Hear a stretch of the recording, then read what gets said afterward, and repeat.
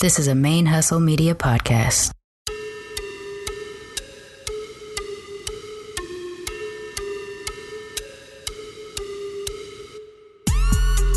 All the way from the A, you listen to My Favorite Lesbian on BRQ. Hey, stay locked in with your favorite lesbian on Black Radical Queer. Yeah. Hey y'all, this is Javia Nicole, aka Your Favorite Lesbian, and you're listening to Black Radical Queer Podcast, our stories on our own terms.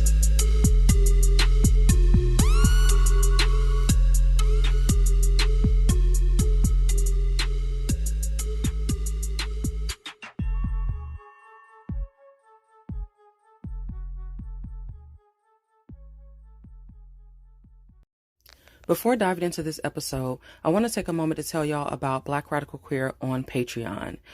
Patreon is a great way to support the podcast because those contributions help to offset the cost of making this thing happen. So production costs, editing costs, hosting fees, all of the funds from the Patreon go towards supporting that and keeping this podcast moving right on along. Also, there's perks to becoming a patron because you get early access to the episodes and you also get a discount on all BRQ merch. So it's a great way to support. I appreciate my current patrons. And if you want to become a patron, you can do so by going to patreon.com. So Patreon is patreon.com/BlackRadQueer, BLKRADQWR. Thank you so much for listening, and let's get into this episode. All right. Testing. 1 2 1 2. So, it's been a while since I've said this, but hey y'all, this is Javia Nicole, and welcome back to Black Radical Queer Podcast. So, I know it has been a while. Before I get into this episode, let me just start with some disclaimers, all right? First of all, I do not plan to edit this. So, if you hear a lot of some pauses, etc., y'all are just getting the raw, uncut, just me, just talking. All right, just talking. So, that's just gonna be what it's gonna be.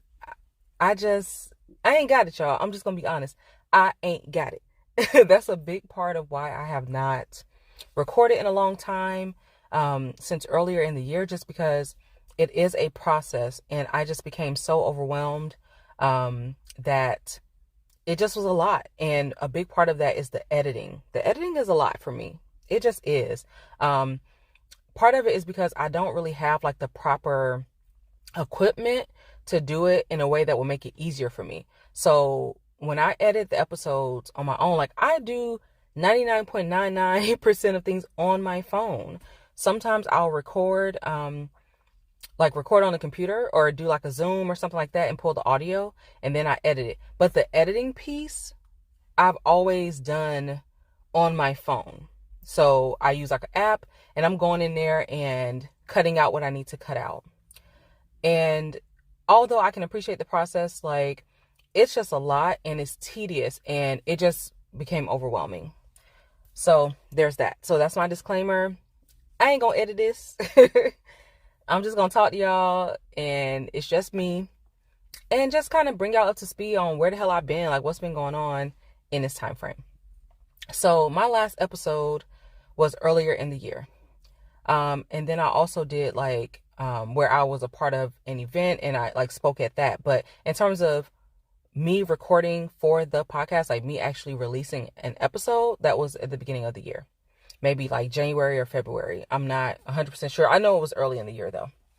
So, and then I think I did like a couple lives too, because for my birthday I went live, and another time my wife and I, like we did like a live type of situation.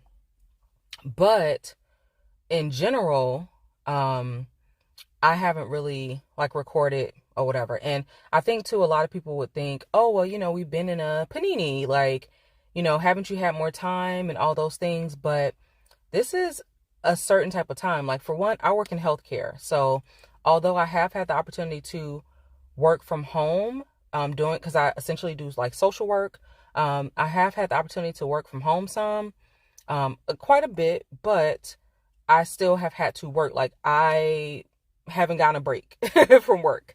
I still have to deal with, the things that come with that. And then actually now I've been going back in. So yeah. So I haven't had like this pandemic and like quarantine and all kind of stuff has not been free time. So yeah, that's that. So yeah, there's been a lot going on. So this year, let's just start from the beginning of the year. So I think in my last episode, like I may have briefly mentioned this, or me and Courtney may have talked about it at some point, but we had started the process of becoming licensed to foster because we want to adopt. So we went through that process. We started that in January of this year, and we received our license at the end of July of this year. And then we received a placement in August, like the weekend. So we got our license.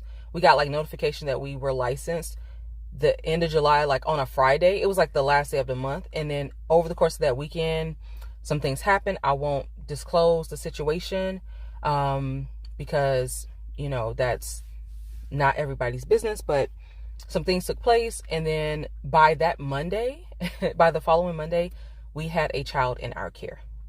So since August, we've been fostering this beautiful, beautiful little boy. And so we've been doing that in addition to working and just life, but being new parents, that's a big thing. So yeah, so a lot of my time, I guess you could say, quote unquote, free time was taken up going through that process because we had to take classes and, get background checked and just there was a process we had to go through, which is understandable, but we had that. In addition to that, I was also in school. So I literally finished school in July. And my last day of class was probably like a week or two before we got licensed. So I was doing class every single weekend because I was in school from May 2020 up until July 2021. Every single weekend, did not miss a class. So I did that. And what I was going for was basically addiction counseling, substance abuse counseling, really focusing on co-occurring disorders. So I was in school for that on the weekends. And then sometimes after work during the week, we had our resource family classes in order for us to get licensed. And then I had like homework and stuff. So sometimes I'll be doing that. So the time that I felt like I could have used to like focus on podcasts, which mainly would have been the weekends, I was in class and I would be on the computer from, 8:45 in the morning, basically up until 4 p.m. After that, I did not want to deal with recording anything, being on camera, just doing anything with technology, honestly. Also because since we had to do things virtually, because at that time we were really on lockdown for a big chunk of that time. So Monday through Friday, I would be at the computer. I would be on the phone, talking to people, talking to patients and stuff. Then on Saturday, I would be on the computer all day. So really Sunday was like the only day that I got where I wasn't on the computer all day. And then eventually that changed because I ended up having classes on Sundays toward the end of my time in school.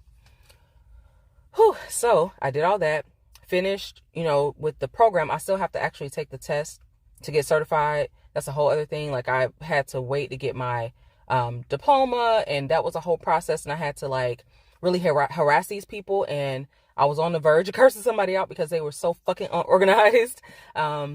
Just a hot mess. And I started to become really discouraged because I'm like, I invested so much of my time and they were having difficulties on their end and just a hot mess. And I'm like, what the hell is going on? Luckily, my job paid for that program.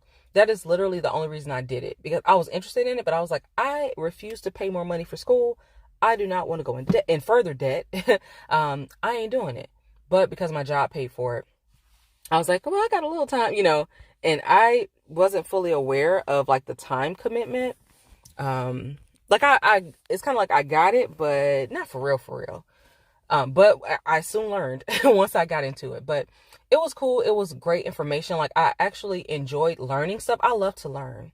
So that piece in and of itself was fine. It was just being at the computer so much. And I feel like I missed out on so many things because even once my family and I got vaccinated, you know, we still, like, let's say they would go to like brunch or something. I would just be at home on a damn computer in class all day, me and the dogs, just be in the house. And so I feel like I kind of missed out on some of that bonding time. I like only more recently, you know, past couple months or whatever, since I've been out of school, have been able to go with them on their like brunches and stuff like that. But before then, I wasn't able to. So when we got to a place where, hey, we can finally see each other, I wasn't able to really participate in that. I did get to go see my mom and my sister. Like, I got to see some family this year, but we didn't do nothing until we were vaccinated, basically. We kept it local, like any little trips, even for our anniversary, for me and Courtney's wedding anniversary, we were vaccinated, but we still just went somewhere that was driving distance instead of going back to where we got married, which was our original plan. So yeah, we were just being cautious, and we were all going into work and all kind of stuff. So we were just trying to, you know, not do the most. So yeah, we've been able to have some time with family and all of that. So that's also been something that has, you know, taken up time. So the whole point, you know, of just kind of filling y'all in is not to, you know, make excuses or anything. Cause honestly, I don't feel like I have to like justify my absence, because everybody knows life happens and we are all dealing with a global pandemic. So that impacts people in different ways. It really could have just been a situation of I ain't got the spoons, and so I didn't do it. And that was part of it too, because I felt like I had so many things going on that I didn't have the spoons. And so I just didn't force myself to do it, because I didn't want to, you know, just be forcing myself to record episodes and not be feeling it. And at one point I had planned to like start back recording, and I was looking at, oh, you know, are there people I want to reach out to be guests and stuff like that? And I just remember feeling so not interested. Like, I felt like I was forcing it. So I didn't do it. I was like, I don't want to go through the motions of this, and then I got to turn around and edit and blah, blah, blah. I didn't want to do all that. So I didn't do it. And then another thing is, like I've told y'all in the past, when it's just me, it makes it easier. I don't have to schedule with anybody. I don't have to edit other people. I'm very familiar with myself and how I talk. So a lot of times, even when I'm editing, I can look at the track and I can see certain things, and I can be like, okay, I know I need to cut that out. Like, that space right there is probably me saying because I say it a lot. I'm working on it, but it is what it is. So just noticing things like that, I can kind of go in, and even then it's still tedious. So with other people, it's more tedious.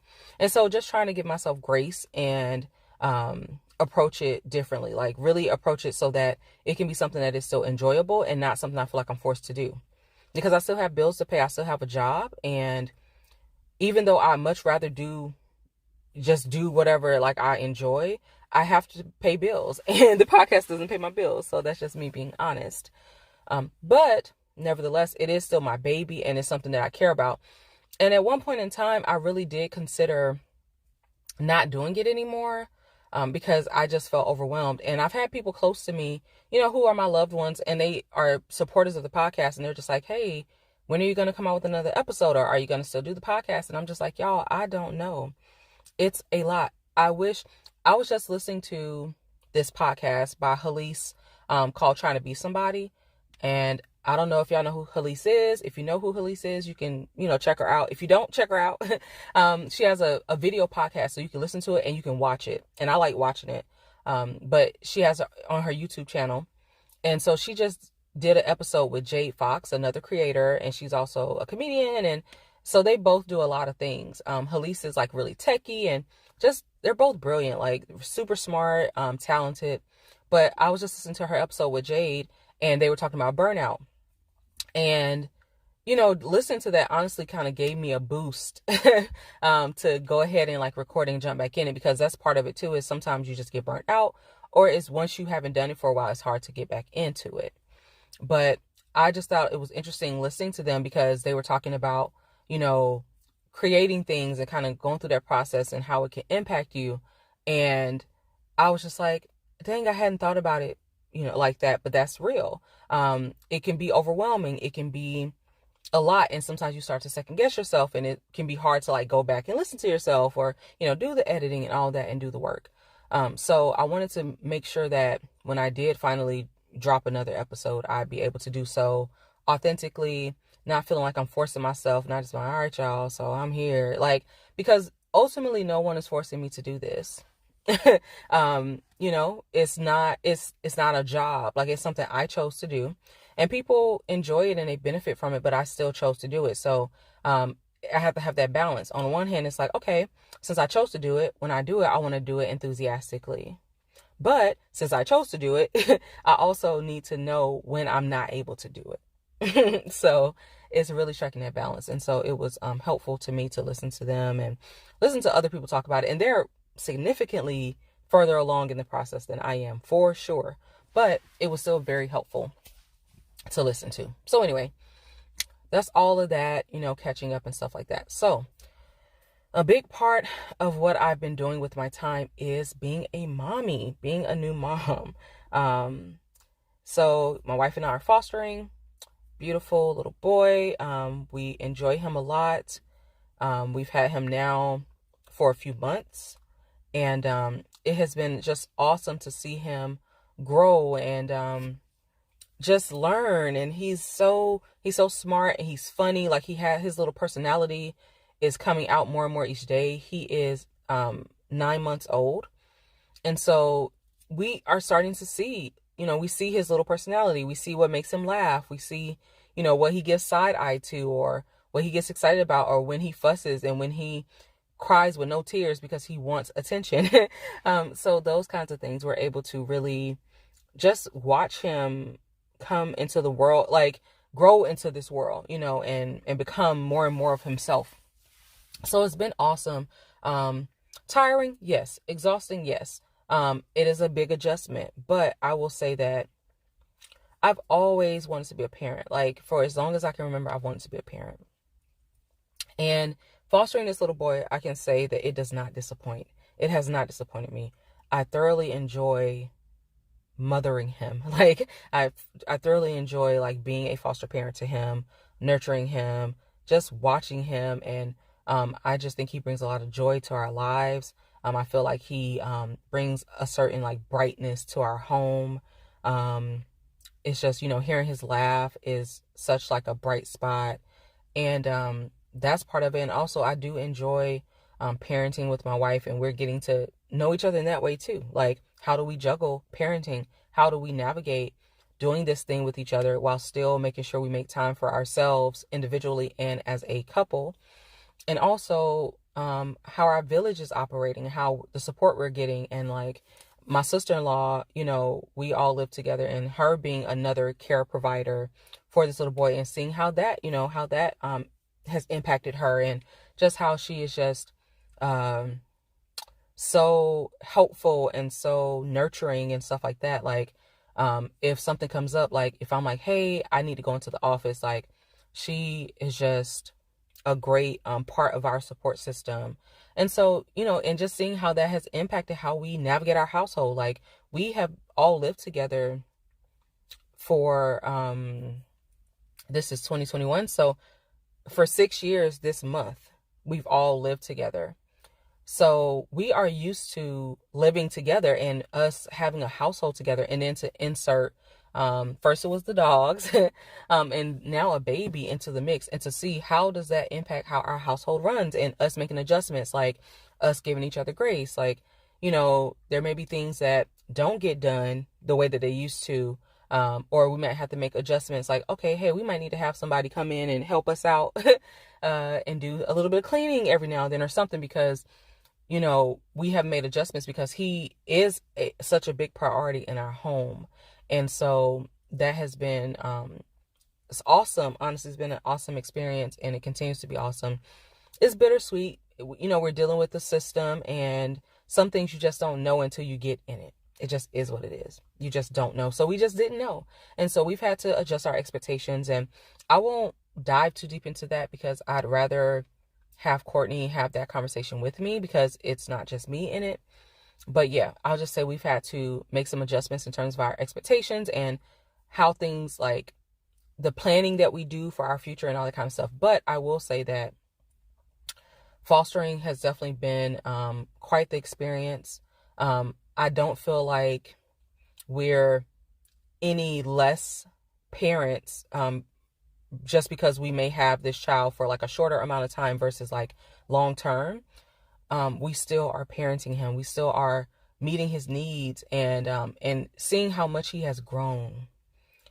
It is just amazing to me. Like, seeing, you really get to like look at this little person and see the effort that you put in and the stuff that we have invested in him. We see the results of that basically immediately, very quickly. We see like the time and attention and the love and stuff that we pour into him. We see him feeding off of that, and he is just growing literally and figuratively from that. So that is awesome to me. It is amazing to me. And I'm grateful to be able to have that experience. I'm very grateful for him. I think that, yeah, he's just awesome. I mean, he's such a bright spot to me. I adore him. And yeah, I'll definitely miss him when he, reunifies with his family. But I'm grateful to him because he is the one that made us mothers. He made us parents. And I'm happy to say that I think that we are doing well.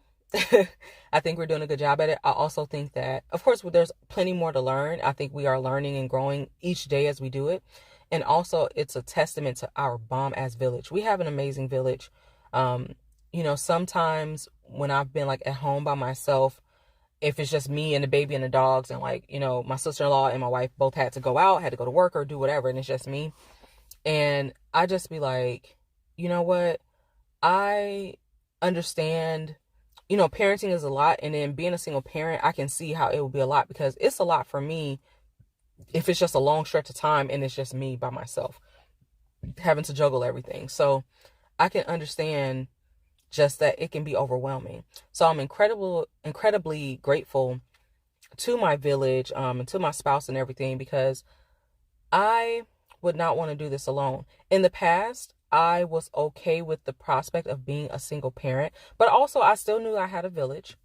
But because I did not envision myself getting married, I was like, I'll be out here. I knew I wanted to be a parent regardless. I didn't want me being a parent to be predicated on me having a spouse or a partner or whatever. So I knew I wanted to be a parent. But now that I'm in this experience, I'm just like, I could not imagine myself doing this without a partner and without a village. Like, even if I didn't have the partner, I still would have to have my village. If it was just like none of that support system, and I know people do it every single day, but that would be incredibly hard for me.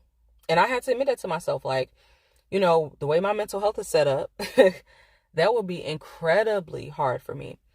Because part of the reason why we are able to make it work is because we can tap someone and say, hey, just today, Courtney and I went to the movie. So we're like, hey, my sister-in-law had the baby and we went out for a few hours. Something as simple as that, it makes a difference, because if you're sitting up in the house all the time, or you're just like, sometimes I'm like, oh, I see how people get touched out, because this little boy will be climbing all over us like a jungle gym. So on those days when it's like, because Courtney has had to go in every single day, and I'll go in like a couple times a week, but she goes in every day. So on the days where it's me, and I'm with him all day, because we have not had him in daycare yet, he'll be climbing all over me. And when I tell you, I'm just like, I am touched out. Like, you are the most adorable little thing, but I am just like, my body needs a break from being used as a jungle gym and all the things. Like, I just like my, a teething toy. I need a break from those things. And so when Courtney gets home, she'll, get him and stuff like that. And I'm like, okay, let me just like breathe for a minute. And then she'll usually go to the gym. So I'll have him again during that time, or my sister-in-law will get him. It depends on what's going on. But just knowing that, hey, I do have these other people I can go to and just be like, hey, can you take him for a second? Even if I'm like, hey, I'm trying to get something done, he is all over me. And I go to my sister-in-law like, hey, can you take him? Because I really need to get this done. And I just can, I just need a break from him being all over me. So, I understand how people get to that place of being just like burnt out, touched out, needing a break. And I'm incredibly grateful for my village, that I am able to kind of try to build those things in and make that a part of our routine. And even then, it's still difficult. We still be tired. I swear, I feel like every time he fall asleep, Courtney go to sleep.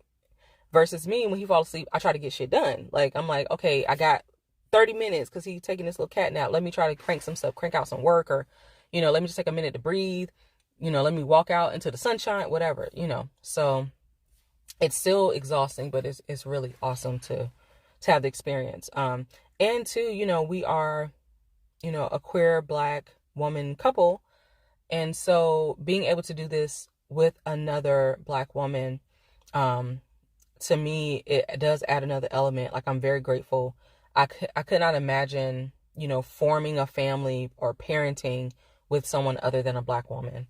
And it's just dope. Like, it's dope. And it's awesome to get to see her as a mother and to get to see myself as a mother, because I ain't gonna hold you, I really was very nervous. We were going through this process of getting licensed, and throughout the whole process I was like, I really want to be a parent. I knew that, but I was so nervous. I had a lot of anxiety around actually getting a placement, like actually getting a child. I had a lot of anxiety and a lot of nervousness because I'm like, what if I suck at it? Like, now it's not like I've never taken care of kids, and I love kids, and kids tend to really like me, but it is different when a child is relying on you for all the things, for everything. It's one thing if it's a short-term thing, like, oh, I'm babysitting, oh, I'm nanny, oh, I'm watching my cousin's child, whatever. That's cool or whatever. But when like 24/7, this child is reliant on you for all their needs, it hit different. And I was incredibly anxious and nervous about it. And I was just like, what if I'm not good at it? And because I know, like, we're dealing with kids in foster care who are coming with trauma. So I'm like, I don't want to add to their trauma. And the other piece of it was my own issues and my own mental health. And I'm just like, what if, to be real, I wonder, does my mental health make me unfit to parent? Now, I, have gotten some sort of mental health treatment consistently over the past 5 years. Since 2016, I've been, for the most part, in some sort of therapy or something. Initially something more intensive because I hit rock bottom. But over time, doing therapy, and then, from March 2020 to March 2021, I did some trauma work and stuff. And then I was battling with my insurance trying to get, back in therapy because my therapist went on maternity leave, and then it was a whole bunch of stuff going on, child. I know workers are going on strike. It's just been a lot. We're going to just say that. Okay. It's been a lot. So, I finally just recently, just this month, started, therapy again. So I hadn't had therapy in months, and I was like, I need it because I have embarked on this new chapter of my life, and I refuse. I am not trying to have my shit screw up this child. And I would never intentionally do that, but I know that that's possible. We can transfer things, we can project things and not try to, So I really worried, I'm like, does my mental health, make me unfit, or will it make me less fit, to parent? Will it make me, not as good of a parent?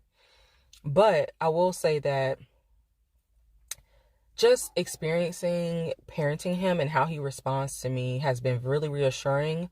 And it really has eased a lot of my anxiety because he is very happy. I mean, he's a happy baby, but also just, interacting with him and seeing how he responds to me, and that he, reaches for me, and that he wants to interact with me and responds to my voice, and, responds to me singing to him. Just those things.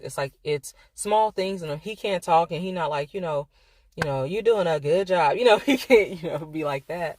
But just knowing that he is a happy baby, and anytime we take him to go get, any checkups or assessments or whatever, everyone has that same consensus, oh, you guys are doing a really good job with him, and blah, blah, blah. So that is reassuring, because I was very anxious and nervous about the impact I would have, even though knowing that my heart is in the right place still, because I know I got issues. And that's why I was like, I want to be in therapy, and I want to make sure I'm continuously working on those things, and doing, tending to my health, just it's important or whatever. So yeah, so it's been an experience. I'm glad to be back in therapy. And let me tell y'all, and I know this is not this is not like a traditional type of episode. Usually I have a whole outline and stuff, but really I'm just bringing y'all up to speed because I know I've been gone and I have been getting those messages like, so yeah, you gonna do the podcast? Like, you still gonna do the podcast or whatever?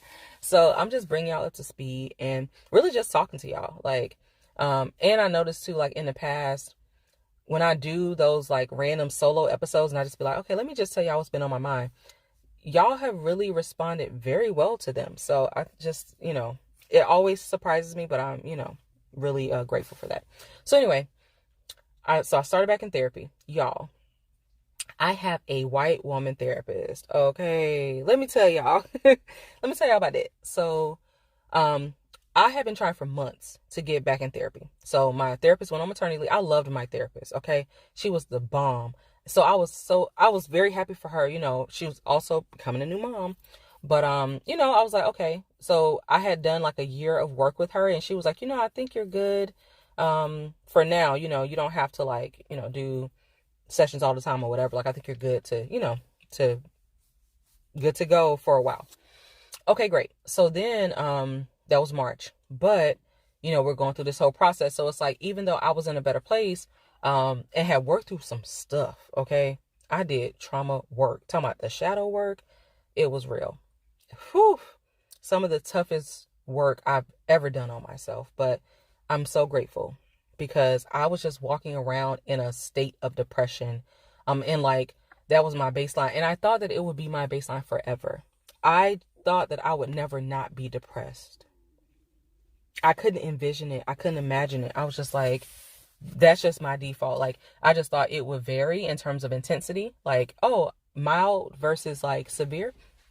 But I definitely thought I would always be depressed. And so doing that trauma work helped me to not be depressed. Like, I still deal with my mental health stuff. I still have, PTSD and got that formal diagnosis and, deal with stuff around that, deal with symptoms of that and stuff. But I am not walking around in a constant like fog of depression as a default, which is huge for me because I could not imagine my life without it. Like, I legit was just like, this is just me. This is just what it's going to be. So I'm grateful for that. So anyway, trying to get back into therapy because I'm going through this process to get licensed. We're going to have a child in our home. Like, I am going through a life change. And so I want to have therapeutic support for this stuff I'm going through. So was going back and forth, struggling to get another appointment. They were having issues because folks were going on strike and they didn't have enough providers and stuff like that. And so going back and forth with my insurance. And then they referred me out to a third party. Then the third party, they sent me a list of providers. And then first of all, those providers were far and none of them were accepting new patients. So I was like, okay, this is some bull. So I went back to my insurance like, hey, I contacted these folks. Nobody in my area, which my area is putting it loosely because they were not super close to me, but nobody in the mile radius that they sent me was accepting new patients specifically to do what I was trying to do, which was trauma work. So I went back to them. So like, okay, let's try to get you an appointment. Then that took a while. And then they were just like, we're not able, we're having to schedule people far out because we really just don't have enough providers and blah, blah, blah. And then they only are able to see you like, not as frequent. So they're like, we're going to refer you out again. I'm like, y'all referred me out already. And nothing came of that. And she was like, okay, we're going to refer you out to a different third party. And they have availability more soon, like within a week or two. Okay, great. So they're like, they'll call you within a week to do an assessment. And then within a week after that, you should be able to start. And I'm like, we gonna see. So then I went through that process and then they assigned me someone and then they circled back and were like, oh, actually that provider has something come up. She's not gonna be available. And this was a Black woman. And I was like, just my luck. It's always something. So then they were like, oh, okay, we found another provider for you. And so it was some white lady. And I was like, this all y'all got? And they're like, okay, this is the other provider we have. And it was a white man. I think a white queer man, but a white man nonetheless. So they're like, do you want to schedule with him instead? I was like, nah, I'm just let me just see. So at first I was going to cancel. And then my wife was like, oh, before she said that, because I had told her, yeah, they gave me this white lady. And so I had already made up my mind. I'm going to at least do the first session just to see how it goes. But then, my wife was like, yeah, maybe you should give her a chance and whatever. And I was like, I might be going into a heavy side eye, but I'm still gonna at least do this session or whatever. So I was like, I have to let them know, no, don't schedule me with somebody different. I'll stick with her. Let's just see. So I did my first session with her last week, and it went well. And we, off top, like, just make sure, I let her know. I was like, I wasn't sure if I was going to do this because I really wanted a person of color as my provider. And she was like, that's valid. I understand that. And, if you don't feel comfortable, then, I'm not going to feel any kind of way. You got to do what's best for you. Like, this is your healing. Like, it ain't about me. But, the first time that we talked, it went well. And she also has, specializations like in the things that are most pertinent to me in my life right now, which is so interesting to me. So she's done a lot of work with like around adoption and fostering, which I'm like, really? And also trauma work. Like, she focuses on trauma work. So I'm like, okay, those are the things most relevant to me in my life right now. So let me not, just dismiss her. So I had our first session and it went fine. So we had our next session this week, which, I don't know when it's going to be when y'all hear this. So, we had our session, I'll say second week of November. And it went really well. So she was like, I want to kind of start getting into some of that trauma, and just to kind of get, a context, for what you're working with. And we started talking about that. And I will say, like, the feedback she gave and the questions she asked, made me feel comfortable, or just made me feel like, okay, she's paying attention. She's listening. She's taking all these factors into consideration. And I don't know, it just like, it was reassuring. So I was like, okay, so far so good. So that's where I'm at with it. I'm like, okay, so far so good. Like, this is not my ideal, but I'm gonna rock with her until I have a reason not to rock with her. But because she does specialize in the things that are like super relevant to me right now, I think that is what makes it work.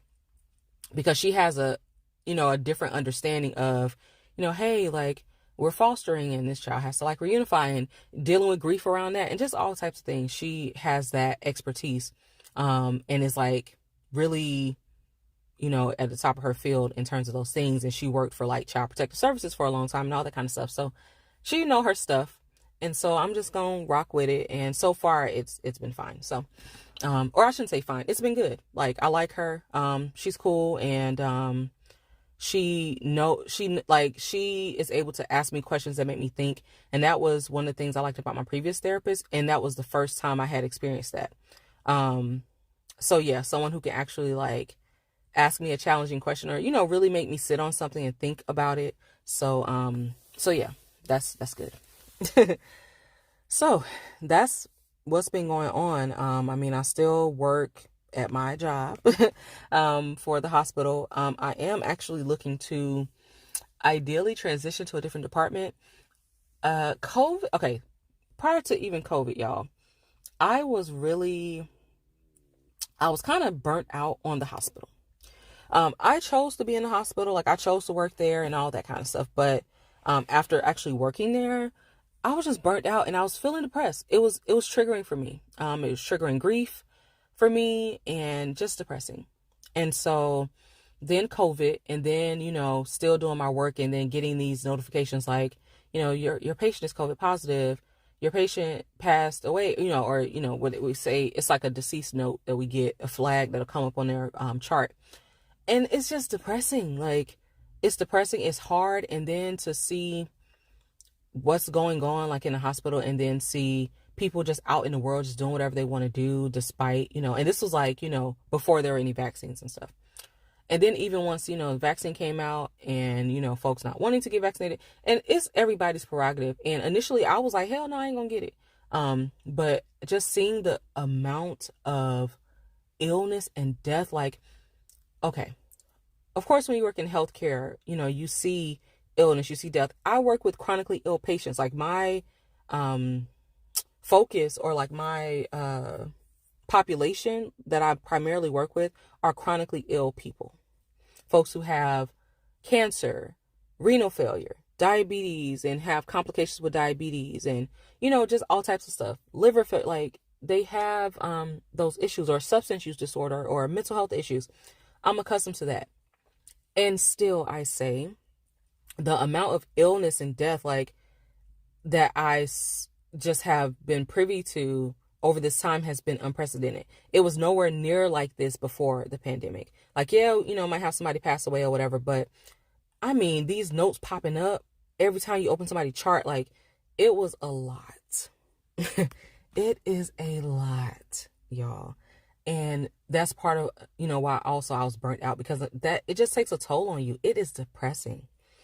And I don't think that it's just not normal. It's not normal, even if you're in that profession, because you don't see it to that extent on a regular basis. So even if you are used to seeing sickness and death, not to that extent, not to that degree. And so it was a lot. It's just a lot. And I am over it. So at this point, I am interested in switching to a different department. And I just am ready to not work in the hospital anymore. My reasoning behind even choosing to work in the hospital was more so like to honor my grandmother, and just, honor that I used to like advocate for her. She would be in and out of the hospital, and I still stand by that, but I had never had the experience. So after going in and day out and all that, it just wore me down. And it's really tough to have that juxtapositioning of working with people and enjoying helping people and also being really depressed in the workplace and just counting down the time to get ready to go. It's a lot. So yeah, I'm over it. I work for a program. Well, I work for the government, but like specifically my role is in a program, and that program is coming to an end. So once that program ends, we have to be placed somewhere else. And so I'm really trying to have some type of choice in where I go. So I've been interviewing for things, and I interview for a position with a different department. And I really would like that position. It's the same job I do, but I would not be in a hospital, and I would just really like to be out of the hospital. So that is my goal. I'm like, if I'm gonna have to do this job, I just want to do it outside the hospital. Please and thanks. So that's where I'm at with that. Yeah, I think that is pretty much it. I mean, I think I brought y'all up to speed on what I have going on. And I'm still trying to figure out what is going to work for me with this podcast. Like, I understand that people enjoy it and people get things from it, and that means a lot to me. So I do want to be able to do it, and I want to enjoy doing it, and I want to do it in a way that's sustainable for me. And I don't want to make promises that I can't keep, or say I'm going to be on such and such a schedule and then I don't do it, because life happens. We are in a little bit of an unpredictable situation in terms of with fostering, because sometimes things pop up. I swear, I feel like every week somebody's calling us saying they need to come do a home visit, and it's a whole team of people that have to see after this child and all that. So it's just a lot. And so I don't want to, make empty promises or anything like that. I do want to continue to be able to bring the podcast. So I just have to figure out how to best do that. And that's what I'm still trying to figure out. So I'm just going to be honest with y'all. I do not have it figured out, but I am trying my best. And that's all I can do, really, is just try my best. So that's where I'm at with it. Yeah. So, I mean, I don't think I really have anything else. I just wanted to give you all an update so that you had some sort of context as to, where I've been, what's been going on. And I really just kind of scratched the surface and just gave y'all like a broad overview, but that's really what's been up. And, yeah, so I typically, I'll have like things on my mind or ideas for the podcast. And so I want to just take a minute to like flesh those things out, because there are things that are going on in the world, and I'm like, oh, I want to talk about that. But I also, I don't want to get caught up in stuff that's super heavy. Like, I do want to, we could talk about serious things, but I want to have balance, because that's another thing too. I'm really in this place in my life. I really am trying to have balance, not just focus on the heavy stuff, because we have plenty of heavy stuff to focus on. I also don't want to be mindless. I don't want to be oblivious to what's going on in the world either. So really striking that balance of knowing what's going on, being mindful, but also being intentional and having joy in my life as best I can in a system of capitalism, because that shit is the struggle. Okay. I've really been having a huge struggle around work. And since I've been fostering, especially, I don't want to work. Like, I would love to just parent and not have to work a job. That's my truth. Like, I love counseling. It's just like all the other stuff. I don't like dealing with the bureaucratic things and all that. It burns you out, and I'm over it. I'm sick of people micromanaging and all that. Like, y'all, that shit is old. I am tired of it. And so it really puts a damper on like my job, because I actually enjoy the actual work that I do. When I get to do the work, I enjoy what I do. But just doing all this other stuff, I'm like, dang, y'all get too much of my time and energy with all this BS, like all the bureaucratic stuff and all the management stuff and executive stuff. Like, I don't like it. And I'm like, I would much rather be investing this time in my family. Y'all don't even know. Like, I'm over it. So that's really been a struggle of mine lately, for real, as I've really been struggling with that and really been struggling, feeling that way, and still showing up every day, still working every day. And then looking at the baby like, my God, I'd rather be hanging out with you.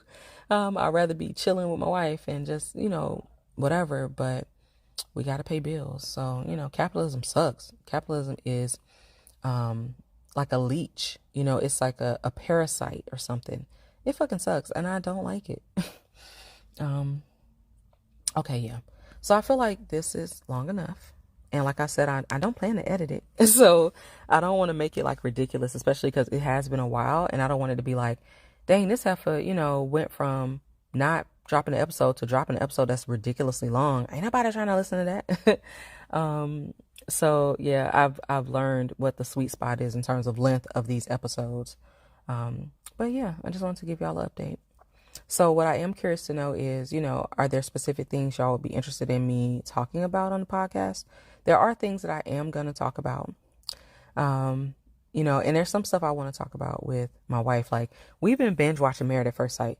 Okay, first of all, don't judge your mama. All right. So we started out watching from we watched seasons 5 through 11. And then, because that was what was available on whatever platform we were watching it on at first. And then we went back and watched seasons 1 through 4. We're on season 4. And then once we finish season 4, we'll go to watch season 12 and then 13. So we've been watching Married at First Sight, y'all. And that has been interesting. And I low-key, high-key want to get Courtney to talk about Married at First Sight with me on here, because it's so interesting to me. It is so interesting. I've also been watching Love on Stage. And I don't know. I have something brewing in my mind about relationships, and I want to talk about it. But I want to talk about it, to y'all, and I want to have Courtney talk about it with me. So I think I'm going to talk about that soon.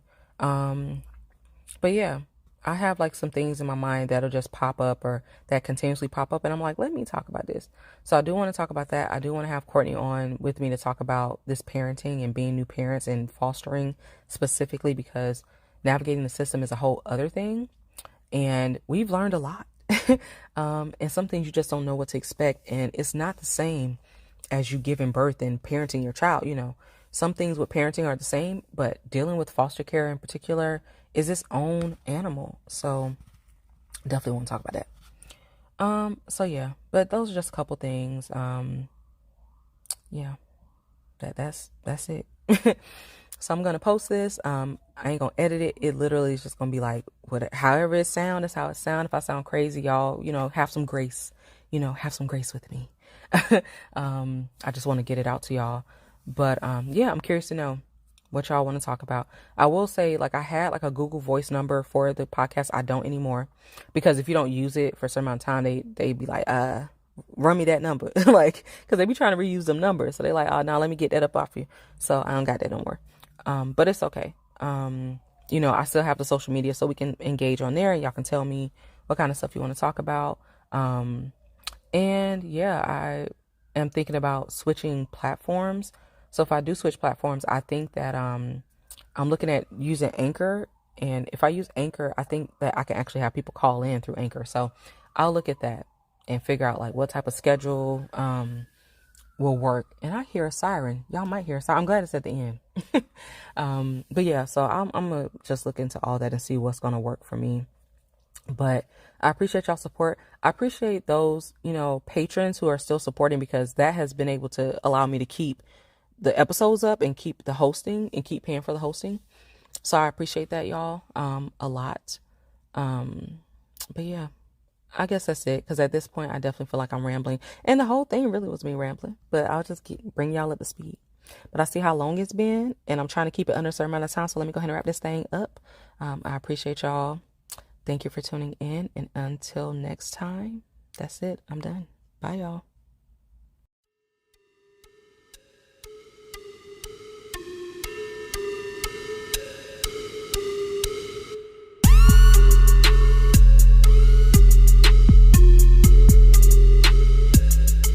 Black Radical Queer is a Main Hustle Media podcast hosted by Javia Nicole. BRQ is produced and edited by Charmaine Fury, and the show's theme music was created by The Brothers Records. You can connect with us on Twitter or Instagram at Black Rad Queer. That's BLKRADQWR. You can also connect with us on Facebook through the Black Radical Queer Podcast Facebook fan page or the BRQ discussion group. You can get Black Rad Queer merch on teespring.com/Black Rad Queer, BLKRADQWR. And you can leave a voicemail, call in, ask a question, those types of things on the BRQ Google Voice line. And that number is 937-601-8647.